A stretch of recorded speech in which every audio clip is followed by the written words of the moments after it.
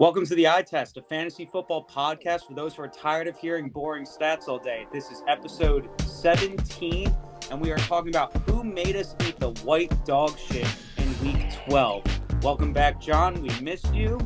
And for those who don't know what eating the white dog shit means, it basically means what player made you lose your fantasy week on the opposing team. So I will start here, actually. And this is a guy that has always had a lot of fantasy potential, but has good games here and there, but has been very inconsistent. And a good offense, though. And that is Miles Sanders of the Eagles, having his best game of the year, putting up 143 yards on 21 attempts and 2 touchdowns. I mean, the team is completely shit in Dynasty anyway, but I actually thought I was going to have a chance this week against a top 3 team in the league, and Miles Sanders just put that completely to bed with that 31-point performance. John, I know you were excited about that. Yeah, I mean, for being an Eagles fan, it was nice, but I was also playing him in our redraft league, and I was up by like 14 points, so I still had some hope. And Miles Sanders just put the nail in the coffin, put me to bed. So I feel you on that loss. But like Jalen Hurts, he had 2 breakout runs last night where he was going to get like 40-yard rushing touchdowns, and he ran out of bounds at like 2 or 3 yard line both of those times, and I think they gave it to Kenny Gainwell once, and then Miles Sanders the second, and I was just like, dude, like of course, because I have Jalen Hurts in Dynasty, so like I needed that, but Yeah. he still found a way to have a breakout game. Jalen Hurts, he's a fucking beast. But yeah, I feel you on the Miles Sanders pain for sure. Yeah. Is that going to be Miles Sanders' best performance of the year? It has to be, right? Yeah, they got the Giants twice. The Cowboys once. He's probably not going to play that well against them, or he's not going to score 30 points against them. And then they got like the Bears and the Titans. So Yeah. I would Chicago. say that if Sanders was to go off and score 30 points, it would be against the Giants. But yeah, I think it's safe to say we won't see more points out of Miles Sanders from this ever again. This year.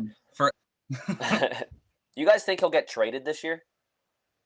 Is that like a thing? What's his contract like? Contract's up, and like his value is definitely at his highest that it ever has been. I also saw.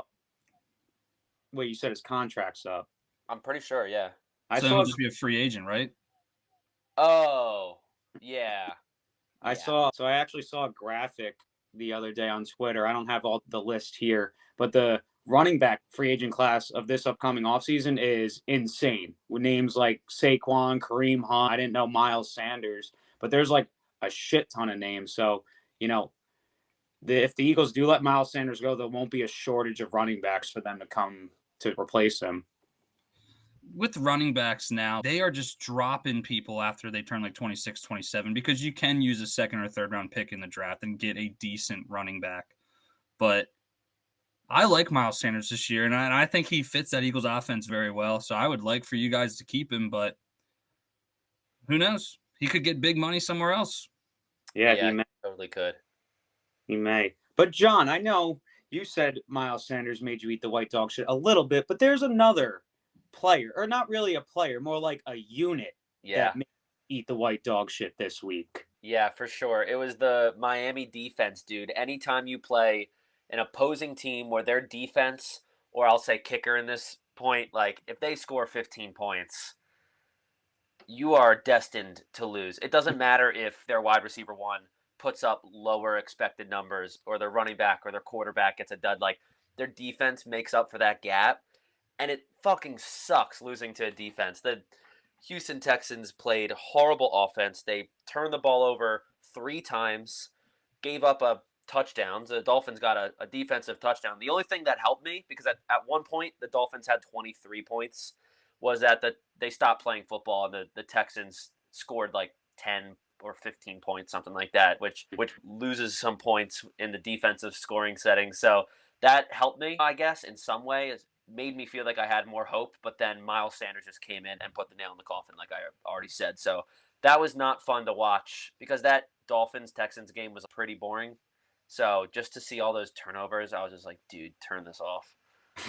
I think that's the first time we've actually mentioned a defense on this podcast. It took 17 episodes. Yeah, I know we did a kicker once, and Paul has mentioned his dynamic duo of what is it, Nick Folk and the Patriots defense. Yeah, I got Oh, yeah. Nick Folk and the Patriots defense in the 1 week. I think they combined to get me like 40 points. Do they have a bye this week?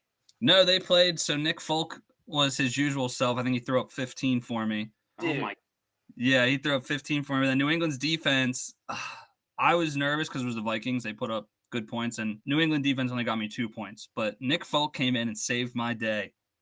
He's a automatic? top 100 scorer, dude. Has to be. He's 107. Okay. Yeah. That's really fucking good. Yeah, I was there. Like, going off what you said, John, it does suck when you play a defense or kicker that has all those points, but there is no better feeling than just watch, like, you go to your team and you're like, dude, how do I have all these points? Yeah. And then you scroll down and you're like, oh shit, I got 18 points from my kicker and 12 from my defense. Yeah, I know there's a lot of arguments, especially in our league, but I feel like it is moving this way where, like, people are starting to get rid of the kicker and defense, but it does have a fun element to it where you can have those bottom tier teams beat a top tier team simply because they have the right defense and kicker. I would hate for us to get rid of defense and kicker in our redraft league just because, like, it does add a strategy in the draft. Like, it's the 11th, 12th round, whatever have you, and Justin Tucker or now Nick Folk, who knows, is like sitting there, and you're like, new kicker and defense each year, which is cool too. Like, yeah. It's never the same unit that does amazing. Remember when the Jags were like amazing defense and someone drafted them in like the 8th round or something like that? Yeah, I think it was Misano. I've spoken about it a bunch on this, but getting a solid kicker and a defense is a little different because of matchups and stuff. It could vary even with a really good defense, but you get a good kicker and a good defense that could put you up solid like 16 to 20 points a week on average. You're going to win a lot of games in your fantasy league. Justin Tucker is Exhibit A. Paul, who has made you eat the white dog shit this week? In all this conversation about kickers and defenses, we almost forgot that you lost again this week. Oh, I did. You had a good run. You know what? I know the playoffs is pretty much out of reach for me now, but I'm going to get back in the lab. You know, my team didn't do that bad this year. It's not like I am the worst team in the league. I'm definitely middle of the pack. If a couple weeks could have gone my way, I'd be in that playoff hunt right now, but that's fantasy football, and that's how this works.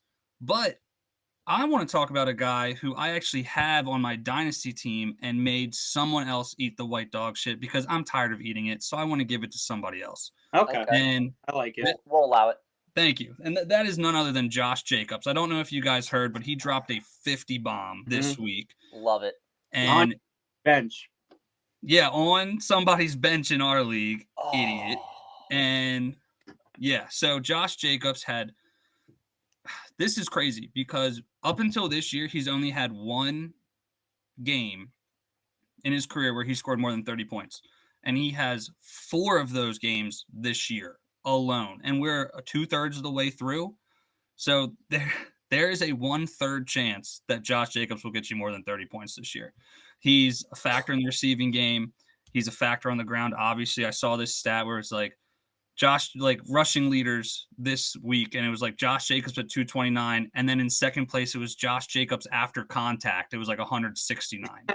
So God. Yeah, it's crazy. And then he added on 2 house calls just to seal the deal. I desperately needed a win in Dynasty. I know we touched on it a bit. Cooper Kupp, my first round pick. He's hurt, so I need other guys like Josh Jacobs to fill the void. But, man, what a year for what we like to call the dead zone running backs. You could have gotten Miles Sanders. You could have gotten Jeff Wilson. You could have gotten Josh Jacobs. Ken Walker came off of the waiver wire or like a late-round flyer in the draft. And from what we perceive, if you don't get a running back in those first 2 to 3 rounds, you're looked at as you're beat. But Josh Jacobs is proving everybody wrong here. I wonder if he's going to – I mean – if he stays with the Raiders, I guess you could continue it because it's probably a product of Josh McDaniels coaching, if anything. But I wonder if he leaves, if he's like the same back. He's definitely going to hit free agency because they declined his player option for next year. Was it So season though? yeah, it was before the season. Oh, Yeah, so they look, or the only thing is they're either going to have to pay him, or what they're saying to themselves right now is, I'm just going to use the shit out of this guy because I know he's going to walk next year. But the way he's playing, that's hard for you to be. You got to at least throw some kind of deal at him. The guy deserves it. He's 25. He's still got 3 or 4 prime years left. I don't see why. If you can get him to sign like a 3 or 4 year, maybe a high incentive deal, who knows? Is he a first-round draft pick in fantasy next year in redraft leagues? Dude, oh. you read my mind with that question. I'm not asking if we think he's worth it, but will, like, when mock draft season comes into play, like, that's usually how rankings are filtered. Like, it bounces back and forth. Is Josh Jacobs, because he's letting you down if you draft him in the first round. I think the problem. agree with That's that. the But problem. will he be ranked as a first-round running back, or even second? Because he was a 5th or a 6th this year. He's clearly going up, but what's his actual value next year? I would say maybe 4. I think it depends where. If he is in the same situation next year, I think he'll easily be ranked as a first-round pick. It also, if he goes to a team like, I don't know, what team's going to need a running back? Say the Rams, maybe? That could be interesting, but it all depends. But I think he'll definitely, just guessing, I think he'll definitely be high second round, mid to late first round. I don't think I would take him there because how often it doesn't happen twice in a row. Exactly. How often do breakout performances the following year have another really big year? Case Jonathan Taylor, Yeah, that is a good question, and it's tough. If he returns to the Raiders and Josh McDaniel's still the coach and everything stays the way it is this year, to be honest, just because I have him in a team, if I have the 10th, 11th, 12th pick in the draft and I have Josh Jacobs staring me in the face and it's the same situation roster-wise and all that as this year, I mean, you're either going to take him and you're going to look like an idiot, or you're going to take him and he's going to play the way he's playing this year and you're going to look like a genius. It's not going to be any in between. I don't know, man. I like Josh Jacobs a lot this year. He's young. He's playing well, obviously. I wonder if having Devontae Adams as a receiver is really helping his production out, because the defenses can't hone in on Jacobs anymore. I wonder if that is really helping. I think it's his usage is definitely way more. I don't think before, obviously he's doing much better on the ground than he did in previous years, but his pass game involvement is up a lot, because I don't remember him even remotely being involved in the passing game before this season, before Josh McDaniels came into the picture. So that's the thing. If this usage keeps up, that's always the question. The only running back that is guaranteed getting the rock freaking 20 plus times a game is Derrick Henry. Everyone else is like a crapshoot. Maybe Saquon also when he's playing. But that's the thing with running backs. But we'll see. I personally think he'll be a first round pick next year. But I think so too. I mean, he's about to be the RB1. It's crazy. You got to say yes or no, John. What do you think? Do I think he's going to be ranked as a first round? Yeah. I don't.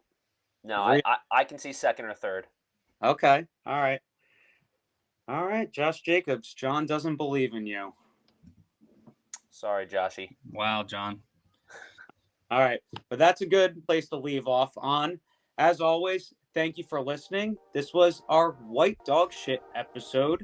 And as always, we are on Apple and Spotify, the iTest Fantasy Football Podcast. And for those of you who are listening on YouTube, thank you for listening.